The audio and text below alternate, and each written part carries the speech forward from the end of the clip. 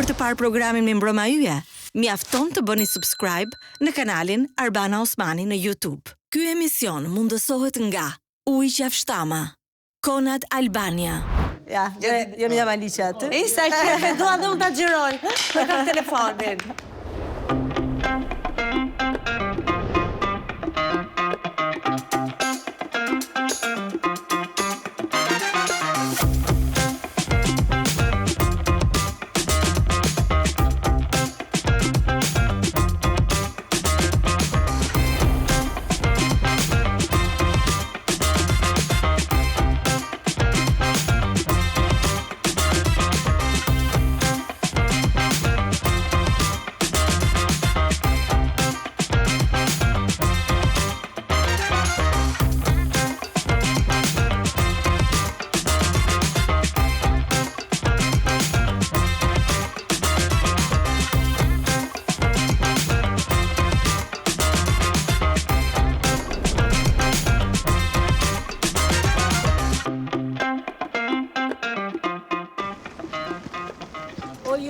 Ostar.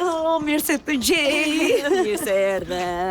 Faleminderit shumë për ftesën. Mirë se erdhe. Më në fund. Nga një shtëpi e vogël modeste, shiku kam kaluar. Kam ecur. Nuk e di. Ma ka fundën. Të req. Joni. Shiko, ti nuk je keq me shtëpi, mos ja fut kot tash. Jo, mirë, mashallah, nuk qajemi. Po edhe ti nuk je keq. Jo, e kemi pamjen. E kemi të bukur. Jam shumë lumtur që je sot këtu. Edhe unë, çdo themi. Ta them, nuk do themi gjëra. Okej, uroj. Jo, shiko, pavarësisht çfarë do themi, jam shumë e lumtur që je ti sot këtu për shumë arsye. E para se të njoh për 100 vitesh, për një jetë. E dyta sepse e di se sa e rëndësishme është për ty ti konfidohesh dikujt.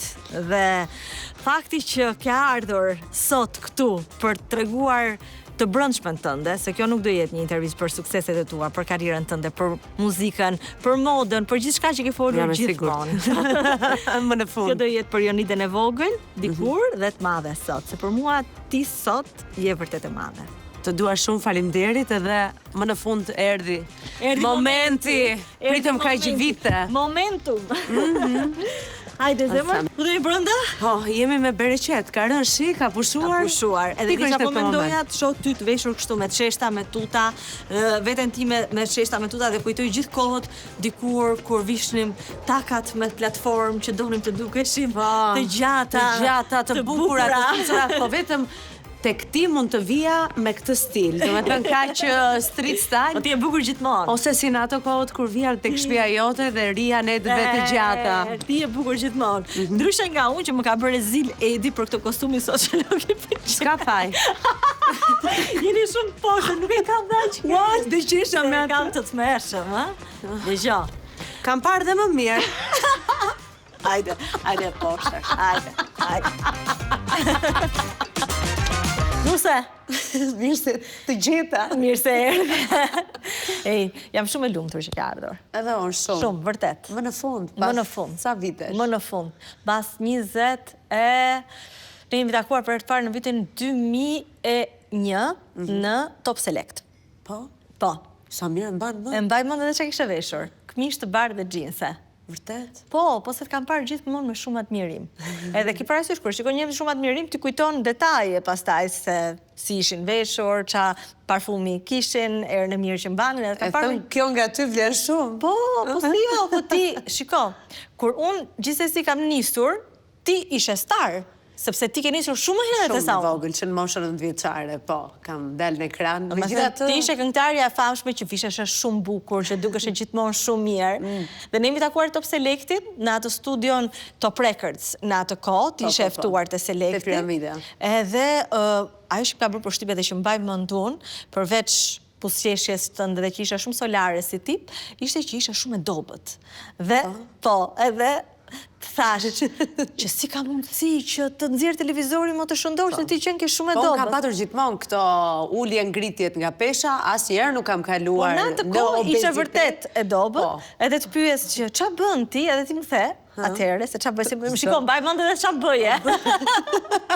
Mos më thuaj ka qenë ajo dieta e trileçes. Jo, ha vetëm një herë në ditë zemër. Po, dhe haja një trileçe. Vetëm një herë në ditë, jo, mua në atë kohë më the ha vetëm një herë në ditë, jo, e rëndësishme është ha një vakt të plot, po vetëm një herë në ditë, që do të thënë ha çdo ditë në orën 1 ose në orën 2 ose në orën 3. Pak a shumë bëja që aso kohë fasting. Fasting, fasting. Mbaj mend që e bëra unë, akoma funksionon shumë mirë. Po, si çdo gjë tjetër, në lidhje me dietat, se këtu nuk kam sukses unë. Edhe unë nuk kam shumë sukses, ndaj hera herës tentoj çfarë risish sjell dieta, teknologjia i provoj, jam e para që i provoj, edhe ndoshta ndonjëherë pësoj edhe ato traumat. Po e di që realisht, siç je sot, unë mendoj, nuk e qenë asnjëherë në formë më të mirë. Kam përshtypjen që vjen jo vetëm me... Okej, kolagjeni po na bie njerë me kalimin e viteve. Si di unë si janë parametrat, unë them atë që shoh. Por kam përshtypjen që vjen me ndjesin, me mendësin, me vetbesimin, me pjekurin, kur arrin që të përqafosh dhe të pranosh veten tënde. Për shembull, kur kthehesh pas në kohë, ka plot njerëz që vuajnë plakjen në thonjza, sepse thonë na kanë ikur vitet më të bukura. Ndërkohë që ka plot të tjerë që jetojnë, ndërkohë që vitet ikin, vitet më të bukura janë duke ardhur. Ti ku je? Unë mendoj që kam qenë, jam dhe do t'jem gjithmonë një Peter Pan. Nuk dua të më iki as dëshira për të qenë e kuruar, e bukur, e qeshur, edhe të shikoj anën pozitive dhe paksa lojcake. Edhe mendoj që kjo më ka bërë që të kem këtë rinin që hera herës ma vënde në dukje, me gjithë se, shiko, kam ndryshuar edhe breza, dikur një 40 e ca vjeçare. Mua mami më duke gati plak 40 vjeç. Ndërsa në kohët e sotme është krejtësisht ndryshe.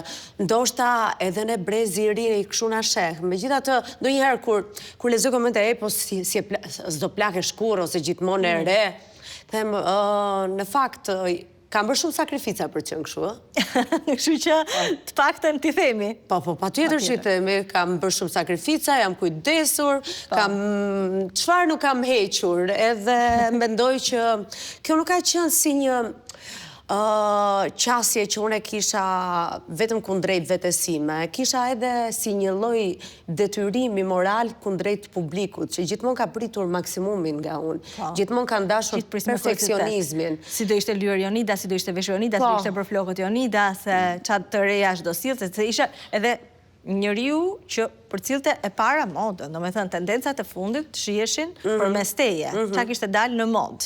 Dhe kur e ke këtë epitet, do që ta mbash, jo me forcë, sepse sigurisht dalin vajza më të bukura, më të reja se ty, shumë edhe më të talentuara, por të paktën unë dua që të mbetet ai imazhi. Kjo ka të bëjë me eksperiencën kaq të gjatë në televizion, dhe mendoj të gjitha ne vajzat e televizionit e kemi këtë. E kemi të indoktrinuar. Po kur e mendon, në 2001-shin, ke qenë 20 vjeç, a? 19? Unë kam qenë 17. 17. Më e lumtur sot apo atëherë? Çfarë pyetje? Më duhet të mendoj. Shumë e lumtur atëherë, shumë e lumtur. Ndoshta edhe për faktin që jeta nuk ka qenë, do të thënë nuk ka qenë e vështirë, nuk isha njohur ende me uljet, ngritjet, me sfidat, me dramat, me përjetimet e mëdha. Do të thënë shumë e lumtur atëherë, shumë më naive atëherë, shumë e pasigurt, por krejtësisht ndryshe sot. Krejtësisht ndryshe. Madje unë kam qenë një fëmijë që kam patur një fëmijëri shumë të bukur, edhe ëndra ime ishte që të bëhesh artiste madhe, idealizoja shumë dashurinë, pretendoja që të kisha një familje shumë të madhe me 5 fëmijë, mendoja që ndoshta jeta ime nuk do të vazhdonte në Shqipëri, po do të degëzoj në një vend tjetër të botës, kështu që shumë gjëra ndryshuan, për mirë, shumë gjëra të tjera ndryshuan, jo për keq, por më bën që të kuptoja që jeta qenë ka vërtet një luftë e madhe. Nësa unë kur mendoj veten në ato kohë, kam qenë shumë e friksuar. Nuk e di se pse kisha aq frikë, kur e mendoj sot, s'ke pas nevojë. Do të thënë, i them vetes që s'kish nevojë. Mendoj që të gjithë adoleshentët kanë frikë. Mendoj të gjithë kanë. Sidomos, ne kemi patur vetëm një fat shumë të madh. Ne kemi ditur se çfarë donim të bëheshim. E vërtet. Po, kemi patur një ide të qarta. Po, një ide të qartë dhe ajo mendoj që ka qenë në një farë forme timoni ynë për truktuar aty ku donin të shkonim ne. Shumë e vërtet. Ti e ke pas të qartë rrugtimin tënd artistik që në fillim. Pra ti do ishe këngëtare dhe këtë nuk do ndryshonte asgjë. Dhe një këngëtare që gjithmonë kam dashur të bëj diferencën. Një këngëtare, patriote, veterane festivaleve, absolutisht nuk e shikoja dot publikun shumë afër ose në... S'ke bërë kompromise, Jonida, tash kur e mendon, ke bërë gabim apo ke bërë mirë që nuk ke bërë kompromise? Kam bërë shumë mirë. Ke bërë mirë. E para, mendoj që kam qenë shumë selektive në materialet e mia muzikore, në artin tim. Nuk kam bërë dot kompromise. Dhe mendoj që kompromise nuk e kam bërë as në jetën time personale. Dhe kjo më bën mua një njeri, një femër me karakter, sepse nuk kam ceduar edhe atëherë kur kam dashur të cedoj për hir të suksesit apo të ardhurave të mira monetare. Nuk e kam bërë këtë sepse kam patur idealin brenda vetes. Unë jam rritur me Celine Dion, me divat muzikës së huaj, edhe shqiptari, gjithashtu me Whitney Houston, Lauryn Hill, Laura Pausini, Mariah Carey. Për mua, vetëm ishte përtej e të qenurit artiste, nuk ishte vetëm çështja imazhit, sepse gjërat ndryshuan dhe tani më ky imazhi nuk bën ndonjë ndryshim ose ndonjë diferencë të madhe. Pas asaj kohe un jam rritur me MTV-n që vjen shumë keq që është mbyllur. Çatrishtimi ai lani. Shumë i trisht edhe një epokë që mbaron. Po, nuk të është dashur të bësh dhe shumë kompromise, mendoj. Pra, po të kishe qenë... do të thuash që kam qenë me fat? Mendoj se në një kuptim, po.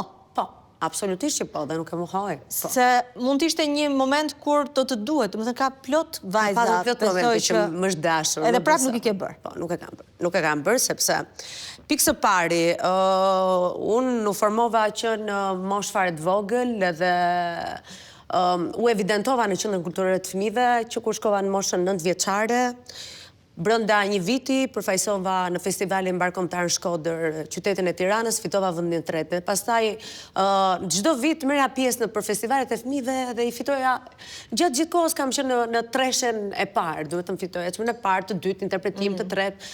Vazhdoja. U rrita, pastaj shkela festivalet e mëdha, domethënë të këngës në radio televizionin shqiptar, pastaj evoloi edhe kënga magjike, edhe atje çdo vit triumfoja dhe krahas saj edhe në një periudhë kur unë kam qenë adoleshente dhe më duhet të debutoja në disa festivale në Kosovë, mbaj mend që menaxheri asaj kohe, Adelina Ismaili dhe Leonora Jakupit i thotë nënësime që pse nuk bëjmë kontratë me vajzën tënde që të këndojë në fundjavë në diasporë dhe do të fitoj 5.000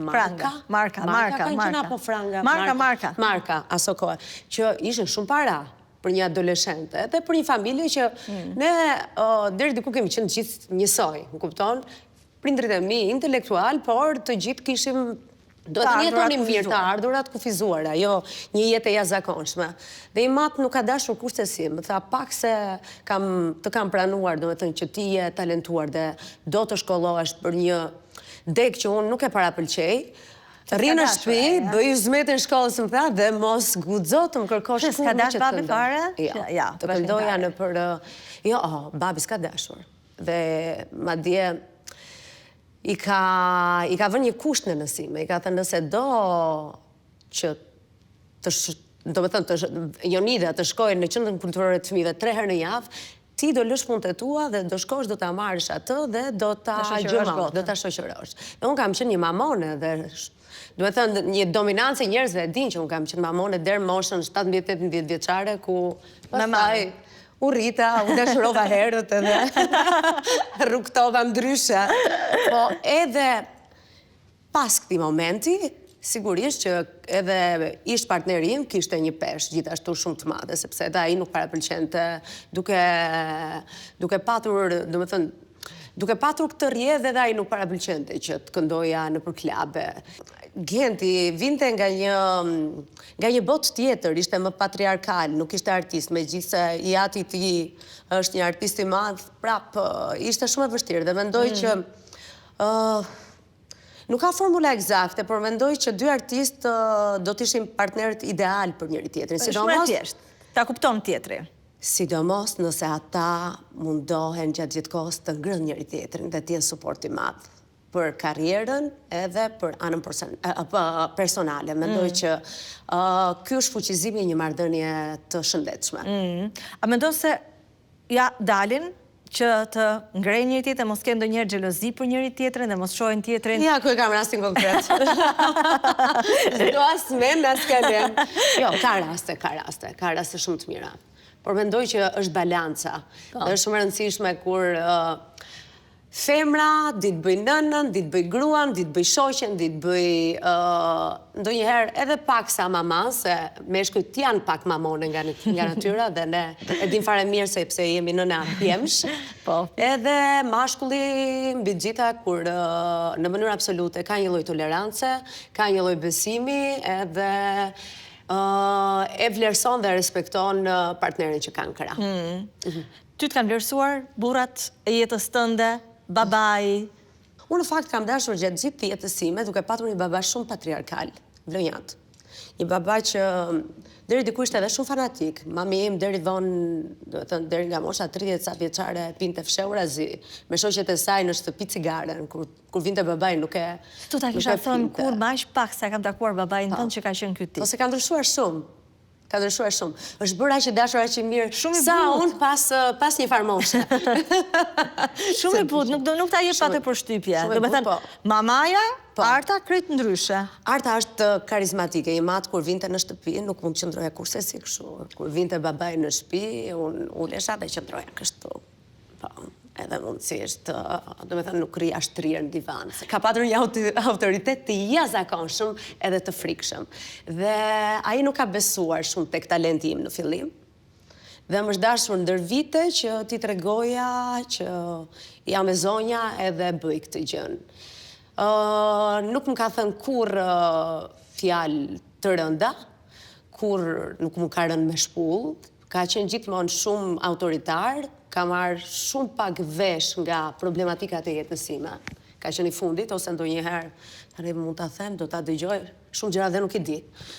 Për hir të së vërtetës. Ky është problem besoj për gjithë baballarët shqiptar të këtij brezi, ose edhe më përpara, ne nuk kemi komunikuar shumë me prindrit tanë. Ndryshe ka për shembull shok që ne komunikojmë me fëmijët tanë. Po, sepse qasjen e kam patur nënat tona. Nënat tona janë heroina. Duhet i themi babit. Edhe s'duhet i themi babit. Dhe s'duhet i themi babit. Do me thënë, nëna ime edhe në marrëdhënie që kam patur 5 vjeçare aso kohë, 17 vjeç, deri në 21 e dinte nëna ime edhe ime motër dhe babai nuk mund ta dinte, sepse nëse i madh do ta dinte që kisha një marrëdhënie me një djalë, detyrimisht do prezantohej në shtëpi, do fejoj ashtu sikur se ndodhi, do martohesha dhe do krijoja familje. Ndaj, vim nga ky brez, këto janë pasojat e brezit tonë. Megjithatë jemi një brez shumë i bukur. Po, e besoj edhe unë që jemi një brez i bukur, se jemi një brez shumë i vërtet. Besoj që të gjitha ndjeshmërit i kemi patur reale edhe kemi qenë shumë genuin në ato. Po, por tani më mendoj që kemi shumë trauma, sepse kemi pësuar tranzicione të mëdha. Që nga epoka kur luanim me karroc me Uzhineta kanë qenë ato, po. Edhe luanim me balt, bënim kala, ishim... Mbaj mend që bënim koleksionet e letrave të Çakizit, kishim ditarët, citate, thënie. Nuk di, luanim misesh, bënim koncerte poshtë pallatit. Kishim shumë krijuese, se nuk kishim edhe teknologji, ne kishim gjithkohës shpiknim gjëra. Tani unë shikoj besën time, djalin tim, nuk kanë dëshirë që të krijojnë më. Dhe po mungon empatia, po mungon ndjeshmëria. Unë mendoj që njerëzit kam filluar janë bërë shumë të ftohtë. Mendoj që ka ndryshuar shumë dinamikat, ka ndryshuar marrëdhëniet njerëzore. Jo vetëm ato, sepse problematika është shumë e madhe në marrëdhëniet në çift. Më beso, kam gati 9 vite si një nën single edhe ka ndryshuar shumë raportet në një marrëdhënie. Në ndryshuar. Po, shumë. Pra, gjitha i idealizmi i para 20 të ca vitesh, duke që është zbehur edhe... Ajo kalaja u shëm. U shëm, dhe më vjen shumë keq për këtë. Më vjen shumë keq, sepse... Qa ka ndodhur? Mendoj që teknologjia na çoi tjetër kund. Dhe nuk duhet ta lejonim që të bëheshim kaq të varur nga ajo. Detyrimisht, ja mund të gjithë ne që jemi këtu, jemi të varur nga teknologjia. Mendoj që... Dhe mërzitem edhe pse fëmijët kërkojnë ndonjëherë telefonin, ndërkohë që unë jam njëri që jam me telefon shumicën e kohës. Po. Dhe ka qenë edhe një zgjedhje jona për të na lënë ata të qetë ne. Të parët. Kemi qenë ne të detyruar që ti jepnim iPadin apo telefonin edhe të merrnim hapësirat tona. Si ka mundësi që ti dukesh gjithmonë kaq mirë, kaq i qeshur, kaq i bukur edhe kur ke momentet vështira? Dhe si vepron, si punon me veten, realisht? Nuk mendoj që jam një aktore shumë e mirë. E para, nuk më ka pëlqyer kur t'jem viktim. Viktim e situatave të mia. Sigurisht, unë jam një natyrë që kam një rreth të ngushtë shoqëror, kam familjarët e mi, edhe jam një natyrë që unë flas gjërat. Nuk i mbaj për vetë. I flet, ë? Ndonjëherë flas dhe më shumë se ç'duhet edhe është gabim. Problematika e martesës tënde, për shembull, ke zgjedhur që ti flasësh me prindrit? Me prindrit. Me mamin dhe me motrën, me babin në fund fare. Në fund fare, kur kisha marrë vendimin, kisha takuar avokatin, vetëm kur isha në fazën e fundit fare, sepse nuk doja ta lëndoja. Duke qenë një burrë që besonte shumë edhe më duke sikur po e zgënjeja. E kam vuajtur shumë. E ke vuajtur. E kam vuajtur për hir të timati shumë, sepse mendoja që nëse kisha qenë vajza e vogël, Gjilda ka qenë revolucionare, ka qenë një natyrë paksa më agresive se unë, edhe ndonjëherë konfliktoj me prindrit. Unë kam qenë shumë e butë, pastaj Gjilda iku në Moskë, më la vetëm që 13 vjeç, unë nuk konsiderova se një fëmijë vetëm në shtëpi, edhe nuk i bezdisja dhe isha shumë krenare dhe për vetëm dhe që i kisha bërë prindrit krenare dhe për mua ishte dështim divorci. Divorci është dështim? Jo, nuk është dështim. Mendo? Jo. Divorci nuk është dështim. Divorci është mësi. Sepse është shumë vështirë që ti të krijosh një marrëdhënie në moshë shumë të vogël edhe të pretendosh që të jetosh për gjatë gjithë jetës me të njëjtin partner. Sidomos prandaj e lidha me brezin ton. Pse? Sepse ne evolojmë si qëndje, ne rritemi, ne na ndryshojnë forma, na ndryshojnë mënyra e të menduarit, na ndryshon mëmësia. Mëmësia të tjetërson. Edhe me mëmësin ti fiton një lloj sigurie që s'ta jep asnjëri në botë. Ti u bëre më e fortë kur u bëre nën? Po. Instiktet e mia u bën më të dukshme, unë kam qenë gjithmonë një nën e dëshiruar, dhe ti e di shumë mirë. Unë kam qenë nga ata fëmijët që edhe e vogël, kam patur shumë empati me fëmijët, me kafshët, edhe dëshiroja shumë fëmijë, kështu që... Unë e mbajmën që ti dëshiroje shumë të mbetësh e shtatzanë atëherë dhe ne diskutonim dhe flisnim me njëra tjetrën se sa e rëndësishme ishte për ty dhe megjithatë, edhe pse nuk po vinte, në asnjë moment nuk e jepje vete. Jo. Domethënë duke sikur e ishe e bindur. Unë kisha menduar planin B dhe C. Nëse nuk do mundesha do adoptoja. Do adoptoje. Po, patjetër. Edhe nëse do kisha mundësi financiare më shumë, do adoptoja edhe fëmijë të tjerë. Do ta kishe bërë edhe sot? Po. Do kishe adoptuar edhe një fëmijë tjetër. A ke menduar këto kohë mbas Danit për të bërë fëmijë të tjerë? S'kam gjetur pjesën tjetër kryesore. Por? Që t'jetë një baba që mos ke më drama të tjera. Dhe fillon dhe ke frikra pastaj. Po, patjetër. Dhe është edhe një problem tjetër. Kur fillon edhe mësohesh vetëm, është shumë e vështirë që të përshtatesh. Shumë e vështirë të jetosh në çift. Ke paranoja. nuk do të bësh të njëjtat gabime. Edhe megjithëse vetmia është shumë e vështirë, unë mendoj lumë ai që e ka fatin që të rri një periudhë të caktuar kohë vetëm. Sepse ti me veten tënde kupton, e lexon veten lehtësisht, kupton ekzigjencat e tua, edhe traumat e tua, edhe pa folur. Unë ka ditë që mbyllem edhe 72 orë në shtëpi. Po, vetëm. e di, të duket sikur si e pabesueshme. Më duket e pabesueshme sepse dukesh njëri aq social dhe më duket Po mua ma marrin energjin njerëzit. Aq social sa jam. Kur jam në vende me njerëz, mbaroj, kam shumë qef, të socializohem, të njoh njerëz të rinj, të diskutoj, të flas, të komunikoj. Pastaj e zaurojm shumë shpejt. Pastaj dua një ditë pushim. do që të rish. Të rimarrësh energjit. Si ja the babit të Jonida atëherë që kishte marrë vendimin? A e the ti apo nuk pate guximin t'ia thuash ti? Ja thash unë dhe më braktisë dhe mami. Që thuaja vetë, tha? Ta, unë por në gjitem larta, ti shko poshtë, pi një kafe me babin, thuaja ti, tha, ti qofsh. Të babi kishte pësuar trompoz në këmbë, ishe probleme me zemrën, tha, këshu do t'a smurësh. Po qa përgjithësi e veç të kalon mbi shpatulla? E të mërshme ishte. Mos mbi qaj, se ti e di, po mu hapër bineti, pastaj... Jo, nuk e qaj. Po jo, realisht në njërë mendoj që shumë egoiste nga anënave tona që... Është ndonjëherë... Mos ja thuaj se do ta mërzisësh babin, se do t'i ndodhi një gjë. Sepse ato ashtu mësuan, edhe unë mendoj që nuk kam faj. Nuk kam faj, sepse edhe nëna tona kam patur problematikat e tyre. Absolutisht. Por nuk kam patur këtë qasjen e sotme, që sot bëhet një diferencë e madhe që nga statusi, ekonomia, lifestyle-i, forma e të dukurit, fasada, ajo që shikojnë në rrjetet sociale, ndërrojnë, duan njerëzit të shfaqen krejtësisht ndryshe, ndërkohë, më falë, për shpejnë janë jashtë një kute brenda një... Kështu që në këtë pikpamje, prindrit tanë kanë qenë të njëjtë, kanë patur problematikat e tyre, po prap i kanë zbehur duke qenë vetëm me njëri tjetrin.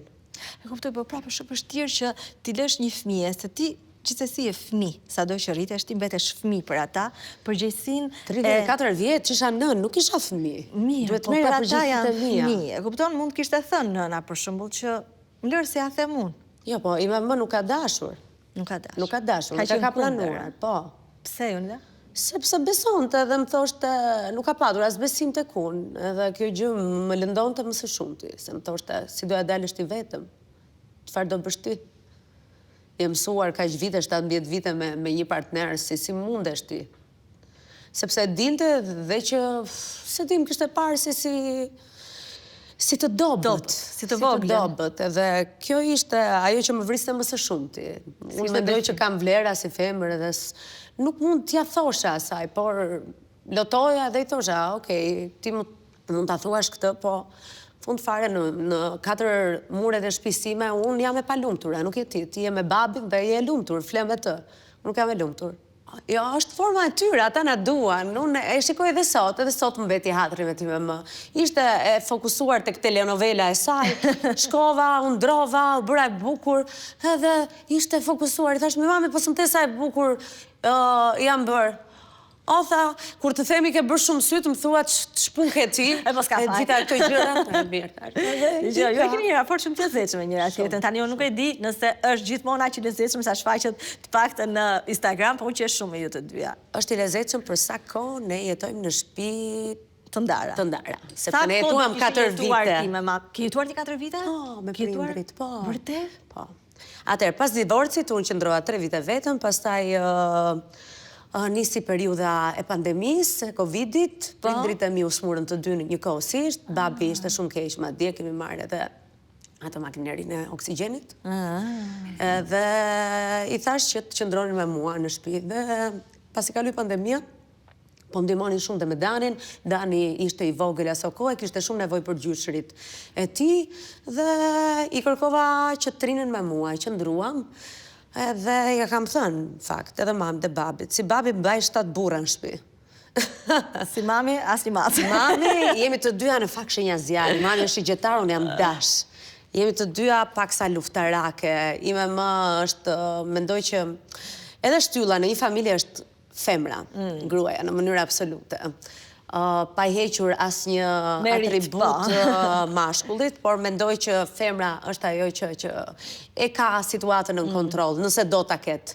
Dhe mami, unë në fakt ti e di, unë jam perfekcioniste, dua të kem rregullin absolut, madje mendoj që kam edhe ca simptoma të tjera që kalojnë deri në një lloj pak më të egzageruar. Po, stereotipie, por gjithsesi mami duke qenë një natyrë që edhe më kishte lënë të vogël dhe pretendonte të më kërkonte llogari pse po kthehesh vonë. Po tani kur vjen në shtëpi pse fle gjumë. Po mirë pse do ta mbaj unë Danin dhe kur filluam të kishim këto lloj diskutimesh. Mami të shtëpia jote? Po, edhe ajo mezi po priste të rinte me shoqet e saj edhe ma ka thënë në fakt që në fillim unë as me burrat e vajzave të mia, as me vajzat e mia s'dua të jetoj, dua të pleqëroj e vetme me burrin tim për qefin tim.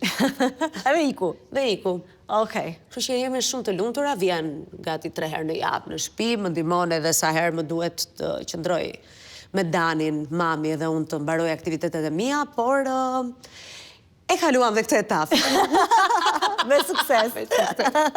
A janë mirë tash fizikisht? Janë shumë mirë fizikisht, mashallah. Janë mirë me shëndet, se kjo është një tjetër gjë që unë i friksohem kaq shumë. Nuk dua ta mendoj fare. Megjithatë, shiko, para ca vitesh, nëse do më pyesje për vdekjen, e kisha tabu, nuk doja ta diskutoja. Ndonjëherë më duket kaq misterioze vdekja, dhe më duket sikur ka diçka për te vdekjes. Unë jam e sigurt që ka. Domethënë dua të shpresoj shumë. Edhe përkundrazi, nuk mund të them që e kam qef vdekjen, por që është një proces që do ndodhi edhe kur të vi, kur ta kemi të shkruar për të ardhur, mirë se të vi. Vetëm pa dhimbje të mëdha. Ose të paktën mos bëhesh dhimbje për të tjerët. Do ta kishe bërë ti një klasifikim të dhimbjes. Cili ka qenë momenti më i dhimbshëm në jetën tënde? Kam patur shumë momente të dhimbshme. Shumë. Prit. Duhet pi pakoj. Pse na qonë këto skuta të erta në motër, çeke? Se unë e dija që do vija këtu dhe do qaja, po nuk do atë qaj. Qa të prek? Po se unë qaj zakonisht. Po ti qanë si që qajmë të gjithë. Nuk ka emision mos qaj, jam qaramania. E të mërshme. Ti je e ndjeshmja. Unë kam një hipersensibilitet dhe mendoj që e kanë gjithë artistët. Dhe unë nuk mendoj që kjo është një gjë e keqe, mendoj që kjo është një vlerë që kanë njerëzit, ata që kanë ndjeshmëri. Unë nuk do kisha ndonjëherë dot kurrë, nuk do kisha qenë kurrë mikesha njeriu jo empatik, njeriu pa ndjeshëm. Jo, as unë kam atë me energji. Dhimbje nga tani, s'moj motër nga tani. Dhimbje kam patur, okej, e folëm, divorci, gjitha gjërat, ishte një luftë shumë e madhe pasaj, sepse mu desh që nga një fëmijë llastuar, nga një vajzë e vogël, një nën shumë e re me një djalë 5 vjeçar, po unë isha mësuar, unë kisha frikë të flija vetëm. Ky ishte një problem shumë i madh i imi. Merja mamin në shtëpi për gati 3 vite, një ditë po një ditë jo, merja një shoqe, baja të gjitha dritat e apartamentit ndezur. Dani ka patur raste që mund të smurej edhe duhet të shërbeja vetëm ati, se jam dhe në krenare, nuk kërkoj ndim. Ka qenë një moment tjetër pastaj ku më është dashur të përballem me një situatë që ishte drama jetësime, ku supozohet që Dani ishte ndryshe nga fëmijët e tjerë dhe ishte një situatë që mendova se nuk kishte shpresë, por e kisha shumë gabim, nuk kishte informacion, nuk dita ta përballoj për momentin, kam dashur t'i jap fund jetës për hir të së vërtetës. Atëherë.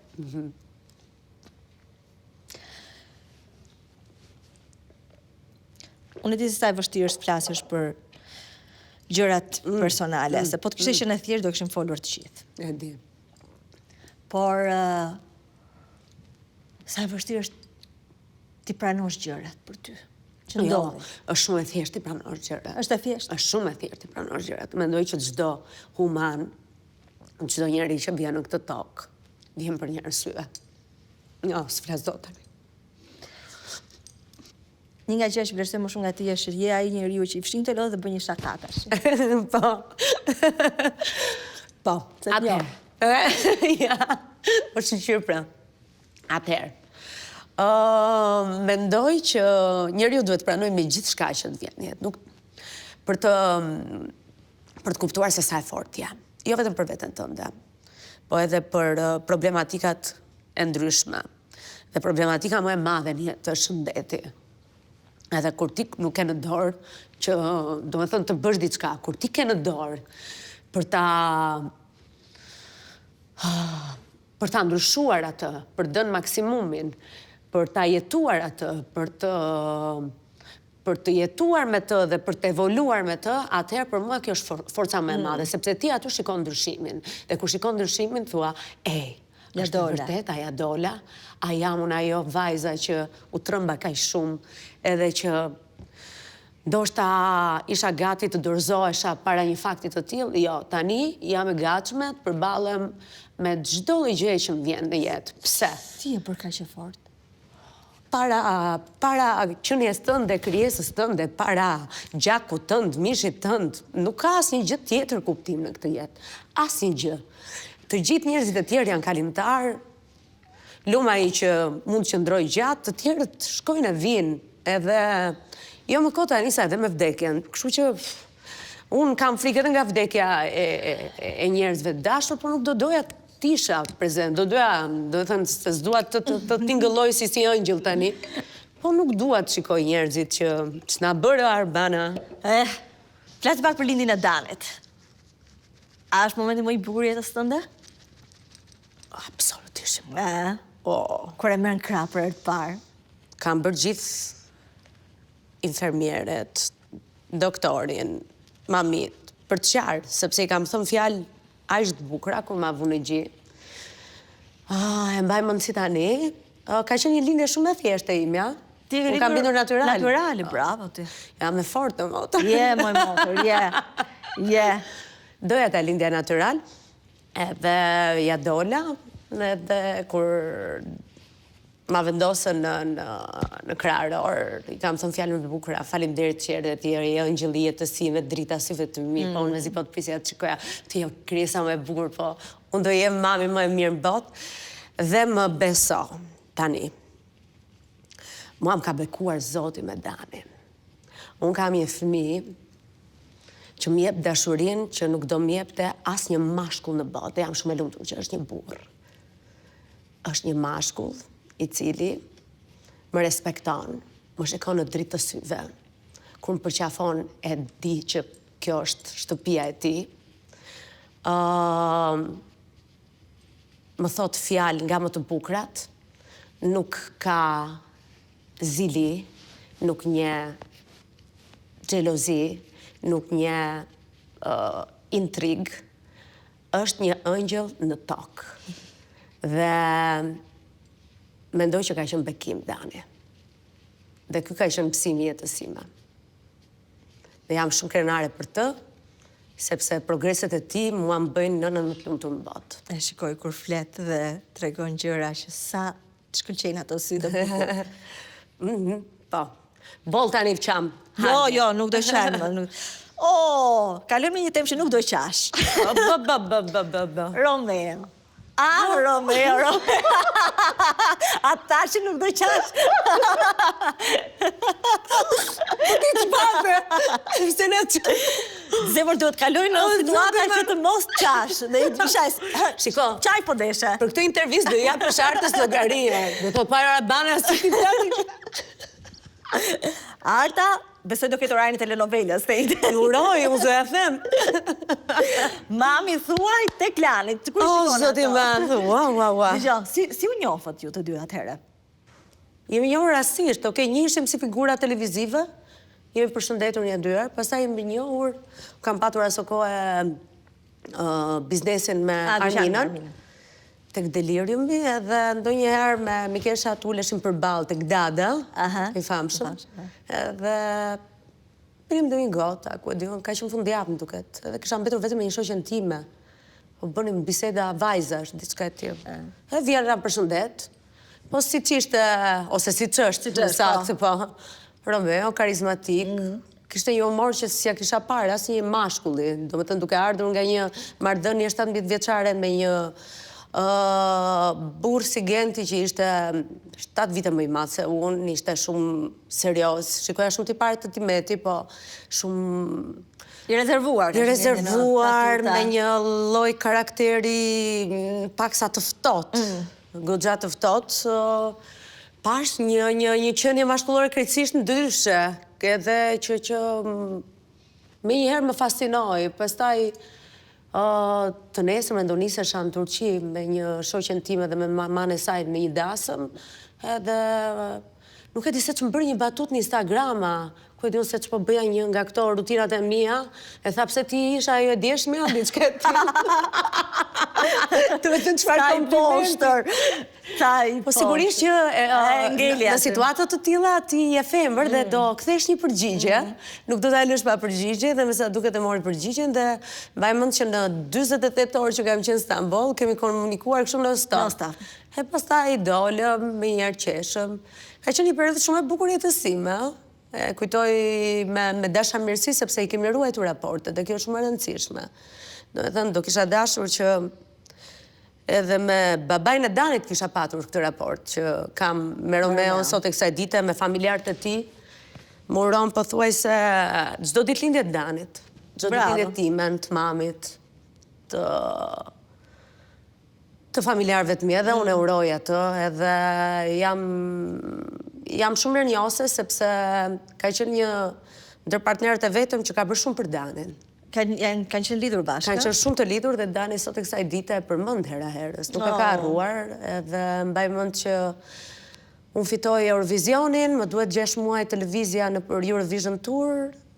I thoshte mamit, bëj Danin gati, se du ta nxjerr. E merte, nxirrte në Park Lojrash me prindrit e tij, një gjë shumë e rrallë për mentalitetin shqiptar. Bravo. Dhe për këtë, do të thënë, mendoj që ka të bëj shumë me natyrën se njerëzit ndoshta shikojnë si përfaqshme në televizioni në thonjza mund të jetë një gënjeshtër e madhe, por njeriu I vërtet I tregon disa virtyte dhe ose kur e jeton atë dhe në këtë rast më duhet ta falenderoj publikisht për atë periudhë dhe sa herë shkuremi ose I uroj njëri tjetrit. Ajo çfarë është më e rëndësishme është që I kemi lënë kujtime shumë të bukura. Sa bukur. Sa bukur flitet kështu për një marrëdhënie që ka përfunduar, si përgjithsisht njerëzit flasin me mlefe, me urrëtie, me mërzi, dhe sa mirë që ka trajtuar mirë Dani dhe sa mirë që ka njerëz që I trajtojnë mirë fëmijët e partnerëve pa qenë të vetë. Është shumë e rrallë, edhe më beso. Këtu duhet përmend edhe një person tjetër, që është partnerja e babait të Danit. Ajo është një vajzë shumë e mirë, unë e kam njohur përpara, dhe kujdeset shumë për Danin, edhe më vjen shumë mirë, sepse është kaq e rrallë, por në të njëjtën kohë mendoj, kush e do shumë partnerin dhe ka një fëmijë, në mënyrë absolute dashurinë e tregon në këtë formë. Absolutisht. Dhe kjo është dashuria më e madhe që mund të ketë një prind, karshi partnerit dhe fëmijës së tij. E vërtet. Po është realisht për të vlerësuar dhe fat I madh që fëmijën tënd ta doj partneri Po, se tingëllon ndonjëherë shëmtuar fjala njerëk, e kemi mësuar nga prrallat, edhe tingëllon si se duket si një fjalë shëmtuar, por bonus mam është bukur. Po, bonus mam është bukur. Mam nuk di në mund t'ja them, por e gjetë vështirë, e kam pak të vështirë. Të vjen keq nëse ai do ta quante dikë tjetër mam? Jo, po se quhen mam. Nuk e quaj. Po ty a do të vinte keq? Po. Është e vështirë. Po tjetër. Tani, të jem e sinqert, po. Mam, fjala mam është shumë e rëndësishme. Edhe shumë e bukur, kur trasin mami. Mami dhe ndonjëherë Dani, kur më tret më, Jonida, dhe unë nuk I kthej përgjigje, o Jonida, fare nuk I kthej, mami Jonida, takun, ose kur do të marri me njëherë përgjigje, thot mami dhe di që unë reagoj. Më pëlqen të më tras mami, jo Jonida. Po mami, ke dashur të bëhesh prapë, më the. Me Romeo në pa të diskutuar idenë të paturit një fëmijë tjetër. Gëzuar njërë më të Gëzuar. Mos e harron këtë pyetjen. Mos e harroj unë? Këtë gjeta. O zot. Sa vjeç ka qenë ai, sa vjeç ke qenë ti? Këtu theva tabunu, këtu u shënjestruam shumë. Po, mbaj mend atëherë, jeni diskutuar shumë. Shumë. Për faktin që e para njerë më ka gënjur në fillim për moshën. Dhe e ka marrë vesh gati pas një muaj. Sa tha, unë jam një 35, po nuk dukem i vogël. Shërënci kam, në tërë të gjatë vitë kohë, shërënci. Ndërsa e kushtëzova njerë, thash dhe që unë nuk të takoj më nëse ti më këtë thua. Me motër. Kishëm 12 vite diferencë. 12 vite diferencë. Okej, mirë. Plot. Të trëmte kjo gjë? Po. Shumë. Jo për plaken, jo. Nuk kisha menduar kur dhe s'kisha patur kur një qasje për djemë të më të rinj jetën time. Do të thonë, as kisha konsideruar ndo njëherë. Ishte çudi. Më vrisja shumë mentaliteti. Kush të nga sepse isha ma me Danit edhe ndjesha pak e gjykuar, edhe nga mentaliteti këtu për më tepër se në botë nuk është se ka ndonjë diferencë kjo gjëja. Edhe sidomos tani vitet e fundit nuk ka më diferencë, po në periudhën kur u mësua për ne të dy, pati një revolucion shumë të madh. Njerëzit kishin dhe kuriozitet, por në të njëjtën kohë edhe na gjykoni. Megjithatë, kur kam përjetuar, se s'dua t'i kthem historisë së Danit, kur kam përjetuar gjëra, trauma më të mëdha, mua kjo që të dukej për hir të së vërtetës nuk më intereson fare mendimi të tjerëve, njerëzve që nuk më njohin, edhe që shkruajnë, apo më diskutojnë, apo më komentojnë, për sa kohë nuk më njohin shpirtin. Për mua mbetet një publik, nëse i kam gëzuar ata me performansat, me pjesën që kam dashur të bëj dhe kam ditur të bëj më mirë, pjesën artistike, për pjesën personale nuk i jap xhevap askujt, është jeta ime. Ka çlirimi e shkruaj veç kur vjen ky moment. Nuk ka çlirim më të madh, ndaj edhe kur të vijë ai momenti i fundit s'do i jap askujt asnjë lloj arsye pse e bëra si e bëra, sepse të gjithë aty në dhe do shkojmë zemër. Dhe e bëre se ndjeve, më e doje, e kishe qenë. Absolutisht, po. E kështu. Ku është mëkati? Mëkati nuk e di tek paragjykimi, mendoj, tek paragjykimi, tek mentaliteti, tek njerëzit, ose tek mos besueshmëria, njerëzit nuk besojnë. Njerëzit mendojnë që gjithçka e ka një intrig brenda, gjithçka e ka një pislik brenda, nuk besojnë tek dashuria e pastër. Dhe ky është problemi tyre, jo imi. Po pse përfundoi, Jonida? Nuk doja të kisha të mbaj një bar në kuptimin e fjalës, a ishte një djalë i ri, kishte nevojë për eksperiencat e tija, personale. Jo vetëm fizike, po edhe profesionale, gjithçka. Dhe po e ndjej që po i bëja shumë presion. Sepse duke qenë vetë në qendër të vëmendjes dhe duke u rritur artistikisht, dhe kur ke një djalë që jo është në fillimet, po evolon. Nuk gjeja forcë, nuk kisha kurajo, kisha fokus Danin, nuk doja t'i tregoja se cila ishte rruga më e mirë, mendoja që do kishte një moment që do i rëshqiste këmba dhe nuk doja prap të kisha drama në jetën time, kështu që edhe ja kam thënë, pastaj, pas disa vitesh kur kemi folur për këtë gjë, i kam thënë, do ma dish për nder një ditë, që të kam lënë të lirë të ike të ruktoje jetën tënde. Po, se në fakt po ta mendosh, është shumë altruiste nga ana jote që njëri që do, ta lësh të lirë. Po, dhe mendoj që kjo është më e bukura. Njerëzit marrëdhëniet i burgosin vetë, i kushtëzojnë vetë. Po nuk ka marrëdhënie më të bukur se sa partnerin apo partnerin ta lësh të lirë, të eksplorojë në mënyrën e vetë më të mirë, edhe të bëj gabime. Nuk po them me eksplorime të tipit vulgar, ashtu sikur se mund të perceptohet, po të jetë një qenie lirë, ne vetë kemi lindur, vetë do vdesim, nuk ke nevojë ti fare që të kesh një gardian. Kemi jetuar në maksimum me prindrit tanë që kanë qenë truproja tanë. Si mëndërisht, fizikisht, ku jetë, qa po bënë, do t'a bësh të, po këtë se bënë mirë, se këtë të gjykon, se kom shiu, se të pa, se s'të pa. Sa kam folur, moj. A mendoj që do rigjeni ndonjëherë? Si, dhe njërë? Më duk sikur e të gjova gabim. O, jo, më i motër. Ç'pun kam unë me ta?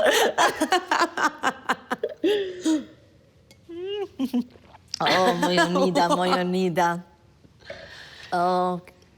Nuk e qenë kaq mi strece vetë. Kjo, kjo.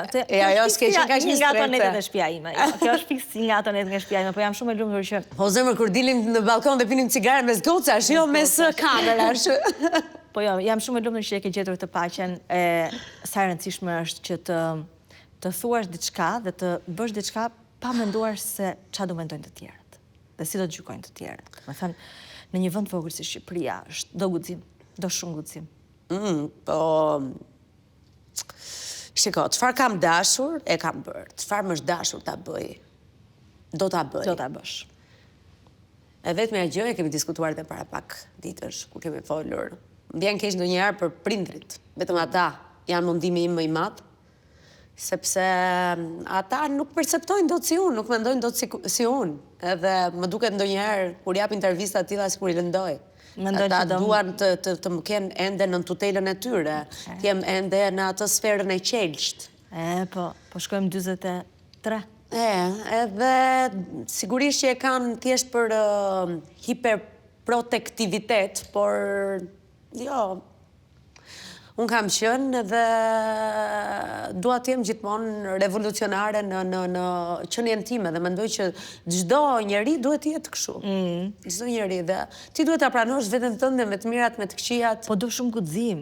A ke bërë ti terapi, ke shkuar te psikologu, të ka ndihmuar ty, domethënë çfarë të ka ndihmuar që të vish në këtë pikë, se do shumë guxim kjo.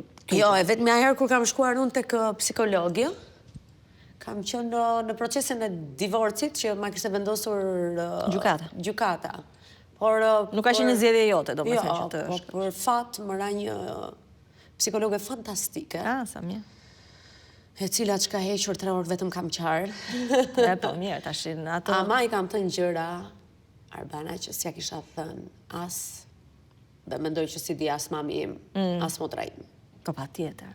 Kur kam thënë mami që do shkoj te psikologu, thashë pse ti shoqë mami, do t'ia tregosh mamit. Kam bërë 3 terapi me të.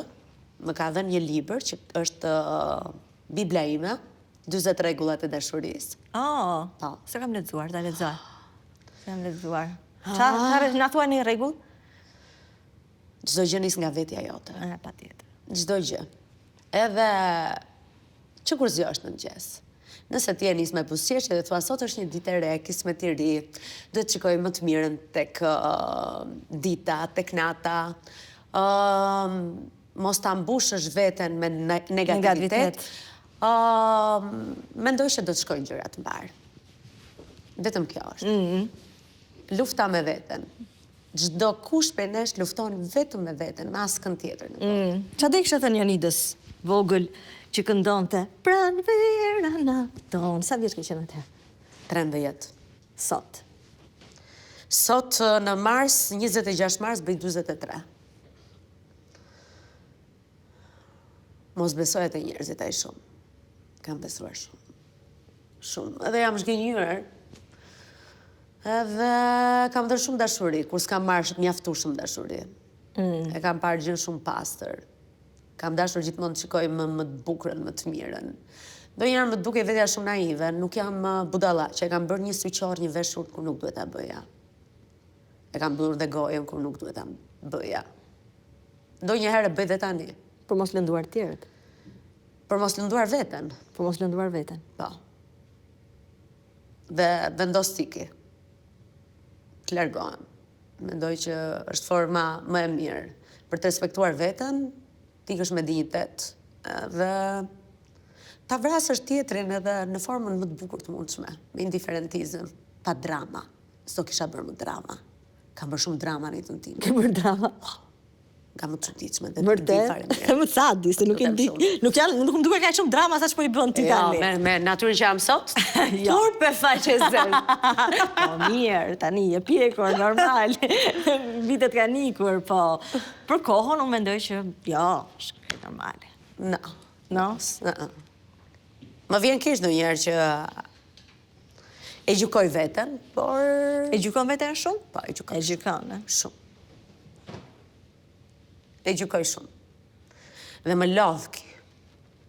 S'kam çfarë të bëj. Ka momente që, okej, kam filluar tani, manifestoj, më bëj ato frymarrjet e gjata. Unë nuk knaqja shumë. Edhe unë shumë, faleminderit. Nuk mendoja kur që do konfidosha. Ndërsa Dhe më unë ndjem me fat që zgjodhe ta bësh këtë gjë tek unë dhe me mua, edhe kam edhe një lloj përgjegjësie pasi të dalë në transmetim, nuk do doja që asnjë mesazh mos të mërziste dhe e uroj me gjithë zemër. Nuk lexoj më mesazhe. Ja kam vënë kusht vetes. Por nga ana tjetër jam e sigurt që njerëzit kanë njohur akoma më shumë Jonidën sot. Atë Jonidën që kam njohur unë dikur, kanë patur mundësi ta njohin edhe të tjerë. Dhe më mirë vonë se kur. Uroj. Faleminderit shumë që më bëret ndihem sërish sikur jam në shtëpinë tënde. Edhe faleminderit që je kjo që je ajo vajza që edhe ti nuk e humbur asnjë virtyt, përpos karrierës, të gjitha të mirave, po edhe dramave që mund të kesh kaluar, edhe që je kjo vajza që je sot, edhe unë jam shumë krenare për të. Kam gjanë. Edhe unë ty shumë. Faleminderit. Ky emision u mundësua nga Uji Qafshtama, Konad Albania, Obu Store. Për të parë programin me mbroma yje, mjafton të bëni subscribe në kanalin Arbana Osmani në YouTube.